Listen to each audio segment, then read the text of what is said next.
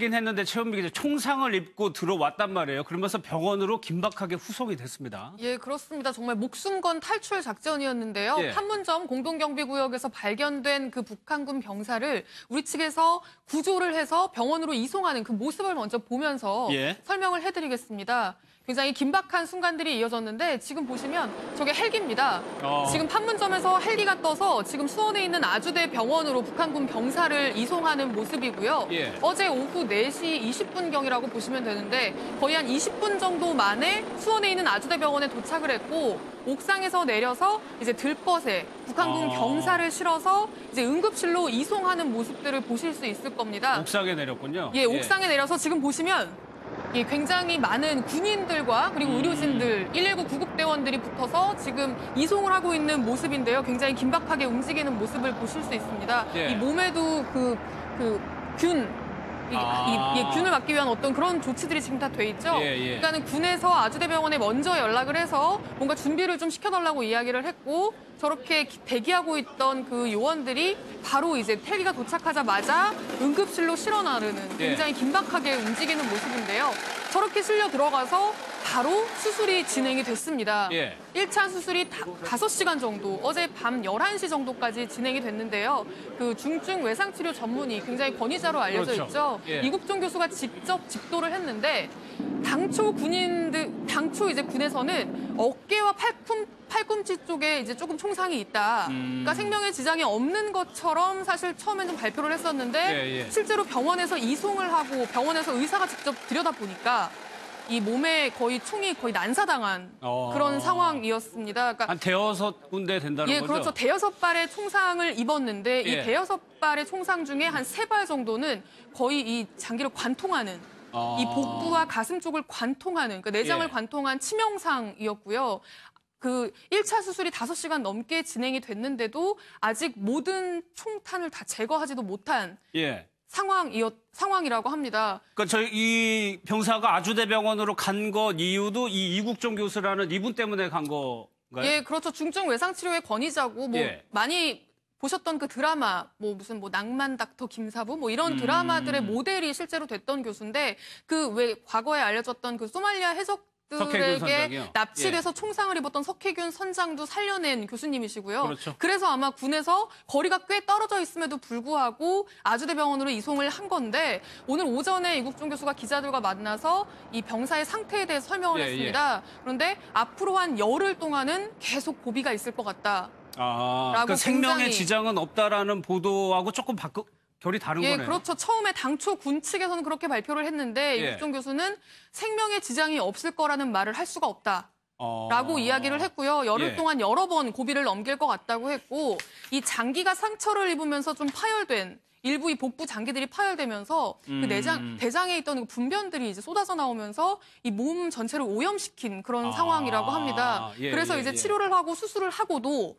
수술이 다 끝났으면 봉합을 해야 되는데 이제 그런 오염된 그런 부분들 때문에 지금 봉합도 하지 못하고 있는 그런 상황이라고 하고요. 현재 지금 의식이 없는 상태로 인공호흡기에 지금 의존해 있는 그런 상황이라고 합니다. 일단은 위중한 상황이라고 보면 그렇습니다. 되겠네요. 정말 어마어마한 양의 약을 투여하고 있다라고 이국종 교수가 설명을 했습니다. 어떻게든 군이랑 병원에서는 이 귀순 병사를 살리기 위해서 노력을 하고 있는 상황입니다. 그렇다면 이 북한군 병사가 어떻게 해서 넘어오게 됐는지 그 경위도 오늘 합참에서 밝혔죠. 그렇습니다. 오늘 좀 상세하게 나왔는데요. 정말 이 목숨 건 탈출 작전이었습니다. 저희가 이제 그래픽을 보면서 설명을 해드릴 텐데요.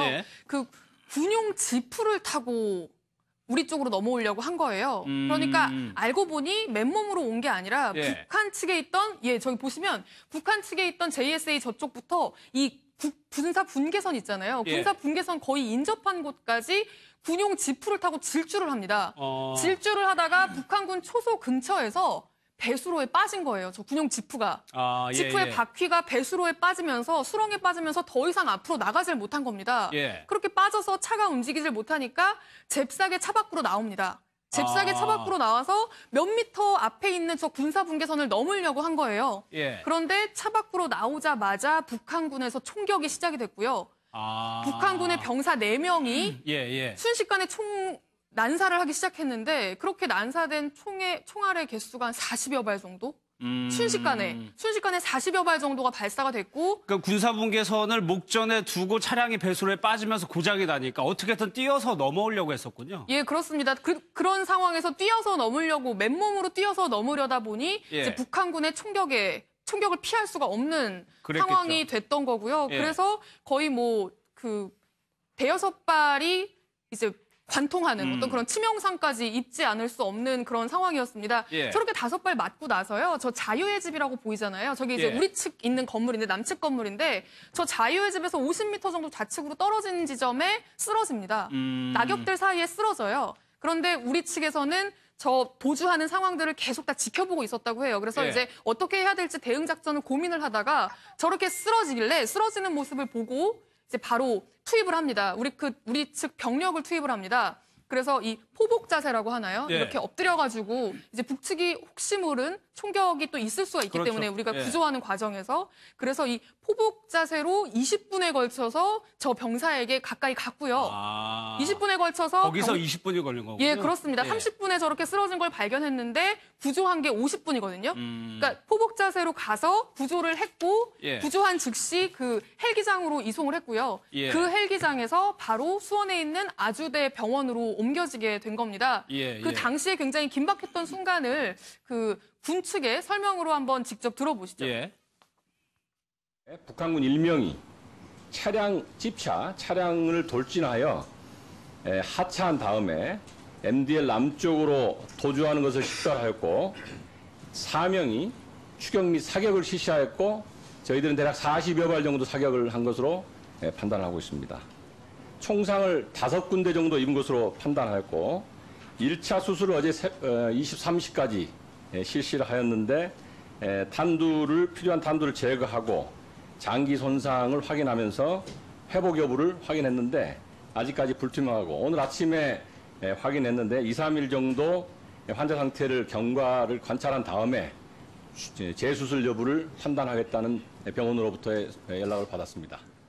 어떤 이유인지는 모르겠지만 남쪽으로 도주하려는 거를 북한도 알았다는 거잖아요. 3명이 쫓아왔다는 거는. 예, 그렇습니다. 그러니까 어느 지점부터 이 야전용 지프 차량이라고 합니다. 예. 북한에서 쓰는 그 지프 차량을 타고 통제할 수 없는 속도를 내면서 질주를 한 것 같고요. 아마 저렇게 북한군의 총격이 있다라고 하더라도 그 차 안에 있으면 조금 총격으로부터 좀 자유롭지 않을까. 그래서 아마 이 차를 타고 귀순하는 어떤 굉장히 새로운 방식으로 이게 귀순하는 방식을 택한 것 같은데 예. 하필 그 배수로에 바퀴가 빠지면서 그게 성공을 거두지 못했고 이제 총상을 입고 굉장히 지금 생명이 위독한 그런 상황이라고 보시면 그러니까 저희가 자료 그림에서 판문점에서는 우리 군이랑 미군들이 지키는 모습들이 나오지만 평소에는 그런 군인들이 없단 말이에요. 그러니까 좀 이 사람을 구조해야 되는 데 있어서 좀 시간이 걸렸던 것도 있을 것 같아요. 예, 그러니까 일촉즉발의 상황입니다. 예. 저 상대방이 계속 총을 쏘고 있는 상황이잖아요. 자칫하면 우리 측과 대응 사격이 그렇죠. 이루어지면서 예. 정말 그 총격전이 양쪽에서 벌어질 수도 있는 아찔한 상황이었거든요. 그 순간에 우리 측에서는 이제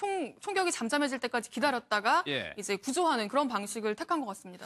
사실 귀순 이유가 궁금한데 지금 의식이 없기 때문에 물어볼 수 있는 상황은 아니고 그런데 북한에서 저쪽에 근무하는 사람들은 굉장히 이른바 출신 성분이 좋은 사람을 배치를 시킨단 말이에요. 그러니까 북한 같은 경우에는 그 공동경비구역에 진입하는 것 자체가 쉽지 않다고 합니다. 그러니까 저쪽에 근무하는 사람이 아니고서는 예. 저 위치에 차를 수도 몰고 올 가능성조차 희박하다고 봐야 될 것 같은데요. 예. 그래서 일단은 JSA 내부에서 근무하는 병사가 아니었겠느냐라고 지금 추측을 하고 있는데 어쨌든 어제 넘어온 병사는 외관상으로 봤을 때 20대 초반 20대 초반. 예, 20대 초반의 남성으로 추정이 되고요. 일단 입고 있던 군복이 있잖아요. 예. 이게 그 북측에서 하급 병사들이 입는, 그러니까 일반 사병들이 입는 군복을 입고 있었다고 합니다. 예. 그리고 뭐 군복에 총기라든지 어떤 그런 무장 한 상태는 아니었다고 비무장 하고요. 상태였고. 예, 비무장 상태였다고 하고 아마 군복을 봤으면 우리 군에서 군복을 확인했을 거 아니에요. 예. 그러면 아마 소속된 어떤 부대라든지 이름이라든지 계급이라든지 이런 부분을 아마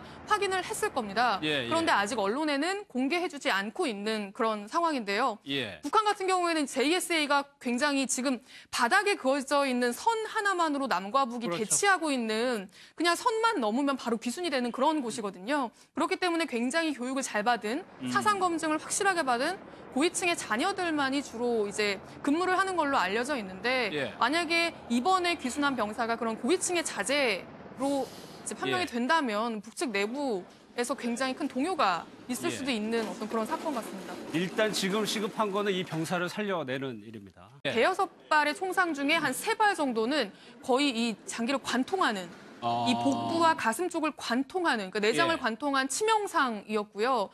그 1차 수술이 5시간 넘게 진행이 됐는데도 아직 모든 총탄을 다 제거하지도 못한 상황이라고 합니다. 그러니까 저희 이 병사가 아주대병원으로 간 것 이유도 이 이국종 교수라는 이분 때문에 간 거가요? 예, 그렇죠. 중증 외상 치료의 권위자고 뭐 많이 보셨던 그 드라마, 뭐 무슨 뭐 낭만 닥터 김사부 뭐 이런 드라마들의 모델이 실제로 됐던 교수인데 그 왜 과거에 알려졌던 그 소말리아 해적들에게 납치돼서 총상을 입었던 석혜균 선장도 살려낸 교수님이시고요. 그렇죠. 그래서 아마 군에서 거리가 꽤 떨어져 있음에도 불구하고 아주대병원으로 이송을 한 건데 오늘 오전에 이국종 교수가 기자들과 만나서 이 병사의 상태에 대해서 설명을 했습니다. 그런데 앞으로 한 열흘 동안은 계속 고비가 있을 것 같다. 하긴 했는데 최은미 기자 총상을 입고 들어왔단 말이에요. 그러면서 병원으로 긴박하게 후송이 됐습니다. 예, 그렇습니다. 정말 목숨 건 탈출 작전이었는데요. 판문점 공동경비구역에서 발견된 그 북한군 병사를